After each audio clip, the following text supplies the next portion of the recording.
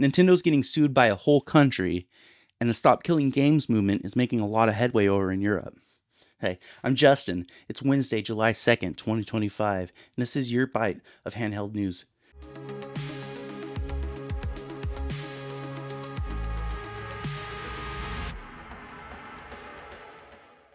So let's start today with the massive story. Stop Killing Games movement. Now, this started by Ross over on Accursed Farms. He noticed when Ubisoft pulled live service from the game The Crew that there is no way that you can play that game anymore. And this has actually become kind of a systemic problem within the gaming industry, that the more online service games come out, the more that they just get taken away. There's no preservation, there's no offline mode. And these people are paying a lot of money, and then they have this user license agreement that just says, we're going to take this game away when we feel like it. And there's nothing you can do about it. We reserve that right. If you even look at Blizzard, they say with or without any reason, which is particularly egregious. Now, Ross put out this movement last year, I believe, and it got up to Parliament, and they didn't know what he was talking about. So it didn't really get pushed farther. So he's redone the initiative, and in order to get it up there again, they need 1 million signatures from European residents. That's all of the EU. And I'm talking about it now because as of today, they're at 800,000 out of 1 million. And if you are a resident in the EU, or if you know anybody, tell them, because this is a huge deal, not only for game preservation, but consumer rights in general. Nothing is consumer friendly anymore. And as the consumers, we shouldn't be happy with that or satisfied. Now, this isn't saying that an indie developer who makes an online-based game is going to have to support that game their entire life. Like, this is saying if you make an online game, maybe you should make an offline portion of it to have out after you take that game away, because people deserve to get what they pay for. And this whole, like, you're buying a license thing, I don't know. If you ask me, it's obnoxious, and it's a total abuse of power, and it's totally taking advantage of all of us gamers. This leaks out into other things, so even if you're not involved in gaming or you're not interested, this should be important to you. And if you're a European resident, I urge you, check it out. It's cool. It's a cool thing, and there's no negatives to it, despite what pirate software says. So I'll leave a couple links down below. You can check it out. And hey, sign that. If you know somebody, have them sign it. We got to get to the 1 million, and they're making a lot of headway. So congratulations so far. Let's get over the finish line. So our next story is about Nintendo Switch pricing. If you're a Canadian resident, you might have seen this already. In Canada, Nintendo Switch has put out an announcement that they're going to change the prices of all Switch products. Games, consoles, OLED, Lite. Not the Switch 2. The Switch 2's already got their high price, really. And the weird thing about this statement is it doesn't say which way they're going, and I think they're not going to say until the 10th of July.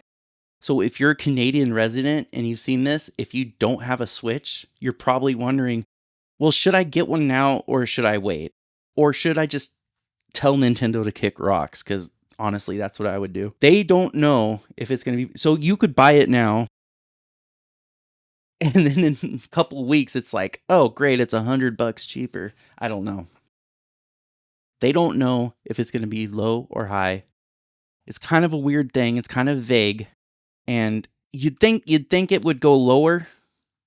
That would be logical. But we all know that Nintendo doesn't really go by logic. So at Handheld Headquarters here, we're going to keep an eye on it and keep in touch with us, and I'll let you know what happens in this story. Now, another thing is, you may remember the 1X Sugar. I've talked about it before. They had an info dump on it. There was a consumer event, I guess you could say, where a bunch of people got to come and try it out hands-on. I don't know about you. I'm pretty excited about this thing. It's got a Snapdragon G3 Gen 3. That's that latest mobile-focused Snapdragon processor, mobile gaming-focused Snapdragon processor that Aya Neo's been touting.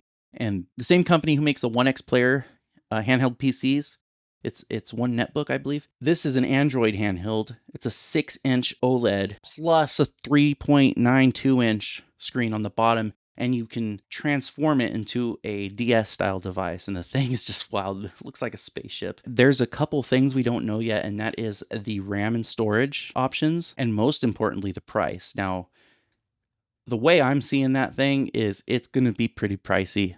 The R&D that goes into making those, plus it's already got pretty top of the line specs just based on the processor. But I can't help it. I'm getting pretty excited. So let's see what comes of this, and I'll keep you updated with further news.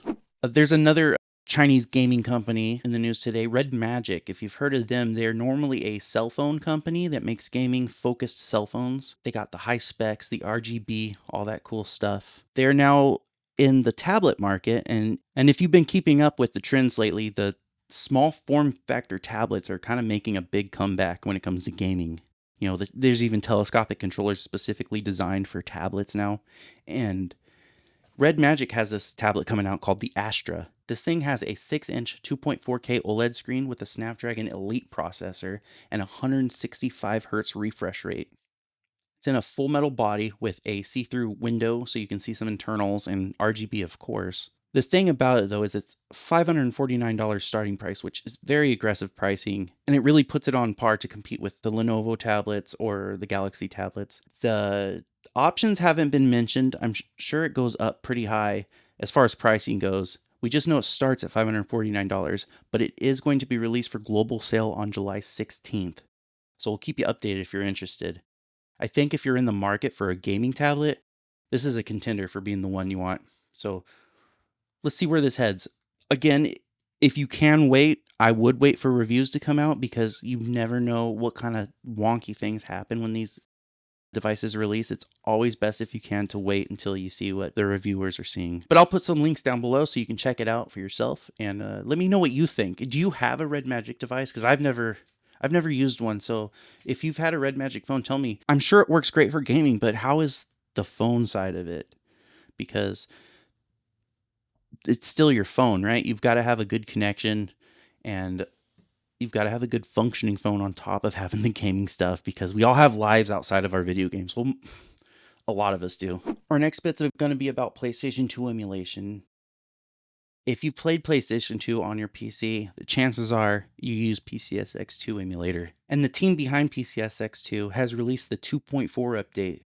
This is being touted as a very major update with a lot of graphical overhauls and fixes for games like Sly Cooper and Ratchet and Clank. There's supposed to be fixes for Shadow of the Colossus, and they've got a new feature they're calling the software frame buffer conversion, which can massively improve performance, especially on handhelds like the Steam Deck. So again, this is the 2.4 release, and if you don't know, PCSX2 is the top developer for PlayStation emulation. As a matter of fact, if you use any of the PlayStation 2 base emulator on Android, they're all forked from PCSX2. So this is really great news, even if you are an Android player, because all that stuff ends up trickling down to us. But anyways, it's another great example of the PCSX2 team continuing to refine an already amazing emulator. Now, I said at the beginning of this video that a whole country is suing Nintendo, and that's not clickbait. Brazil has put Nintendo on notice for abusive practices in their new user license agreement for the Switch 2. The agreement that Nintendo puts out is that they have the right to essentially brick your console for any reason. And if they feel like you're abusing something or doing something they don't like, they can remotely shut down your console and disable it. Now, some people could argue on the software side of things that being licensed to play it and not own it makes sense, but how the hell are you going to tell me that I'm going to spend $500 on a piece of hardware and you're going to remotely disable it when you don't like what I'm doing with it? That's my hardware. Am I right? So Brazil agrees with me on this, and this group called Procon SP has filed the complaint, and Nintendo has 20 days to respond. So we're going to see what happens, and I'll follow this case for you and let you know what comes of it, because I think this is also pretty important. So again, this is a formal notification. It's not a lawsuit yet, but we will know within 20 days what comes of it. So stick around. Now, today's community highlight is nothing crazy. I just thought it was really cool. This person posted on Reddit. Their name is Captain_Carrot. They jumped into a lake, didn't realize that they had an RG Nano in their pocket, and Obviously, you're going to panic when that happens, right? And we've all been through it, and conventional wisdom is all about getting a Ziploc bag full of rice, put your device in the rice, let it absorb everything. What Captain Carrot did is they disassembled their RG Nano and submerged it in isopropyl alcohol, 91%.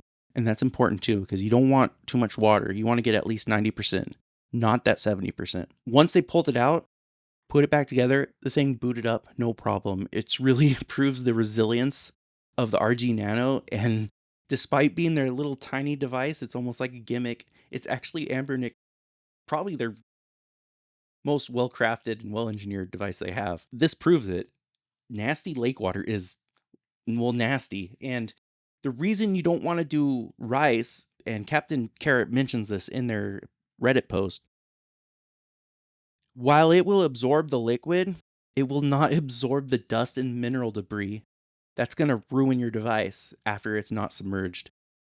So don't use rice, use alcohol. That being said, I'm not responsible for any damage you incur on your device that you're trying to save. So don't get on me about that. But yeah, kudos to you, Captain Carrot. That's really cool. I like that story. I have an RG Nano myself. I was trying to find it to hold up here, but I think my 1-year-old's running around with it somewhere. And I'm not worried about it because that thing is a brick in a good way. So for today's On the Radar, I want to talk to you about OpenMW. Have you heard of it? If you haven't heard of it, but you have played Morrowind, this is something you should look into, because what this is a complete engine overhaul for Elder Scrolls 3 Morrowind, and it makes it playable in whatever screen size format you want for modern PCs. Not only does it make it playable and enjoyable on modern PCs, but it opens it up to a whole bevy of modifications that couldn't happen on the vanilla version. And you can overhaul Morrowind to be something you wouldn't even visually recognize from the original game. That's so cool. You don't have to do that. I know there's a lot of purists out there, especially on Morrowind, me being one. But, I mean, this breathes a whole new life into it. And I think, Oblivion Remastered, take notes, because OpenMW is, oh, it's my favorite. It's my favorite Elder Scrolls entry to play. And if you haven't tried it and you like Morrowind, I highly recommend it. So not only does this work on PC, but there's another project called Open Microwave, and you can actually play OpenMW on an Android device, fully ported with all the mods and everything. So you can pull it up on your handheld as well. And it's a great experience, and it runs smooth. So check it out. I'll leave links to OpenMW. I'll leave links to the Open Microwave, and they recommend, if you don't have a disk to get the data files, because you need your original game data files to mix in, then the GOG version is kind of the way to go, as opposed to the Steam version. I'll have a link to that below as well. But they all work. You can use Steam as well. As a matter of fact, the last guide I looked at used the Steam version. I'd have to say, this is the definitive way to play Morrowind today in 2025. So check it out and let me know what you think. And if you need any help setting it up, hit me up in the comments and I'll see what I can do. And with that, we're going to end today's news bite. So again, what do you think of today? If you're a European resident, please sign that petition and let's push it through to Parliament. Also, let me know what you think of Nintendo being sued by Brazil. Don't forget to like, subscribe, hit that notification bell down below so you don't miss another episode. And I'll catch you on Friday. I hope you have a wonderful day and take care.